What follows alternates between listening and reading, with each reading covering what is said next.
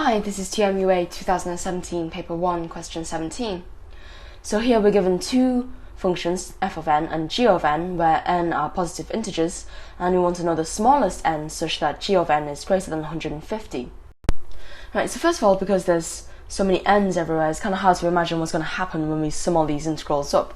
So let's calculate the integral first and see if that makes things any simpler. So it's our integral, and the integral is going to integrate to nx minus a half x squared, and when we put the limit in, we get n squared minus a half n squared, which of course is just equal to a half n squared, and then dividing or timesing by that 1 over n gives us that f of n is a half n. And so because g of n is just the sum from r equals 1 to n of f of r, that means g of n is just going to be the sum of a half of r, just by using our result from before here. And if I take the half out of the sum, then we see that this is just the sum of the first n natural numbers, and we know that's equal to n times n plus 1 over 2. Or at least if you didn't know it, I would suggest you learn it, because it does tend to crop up. So now we've got that g of n is equal to n times n plus 1 over 4, and we want the smallest n such that g of n is strictly greater than 150.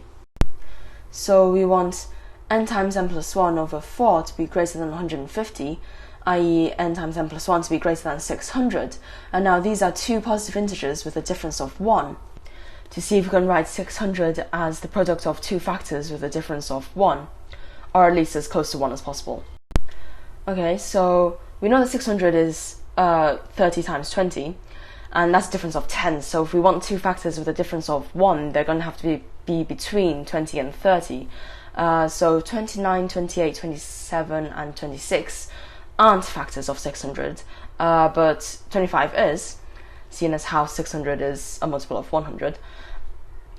And there's 4 25s in 100, so 6 lots of those gives us 24 25s.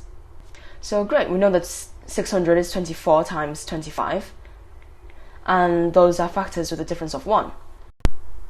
So now we know that if n were 24, then n times n plus 1 would be equal to 600, but we want it to be strictly greater than 600, so n is going to have to be greater than 24, i.e. is going to have to be at least 25, so the smallest possible n is 25, and that gives us answer D.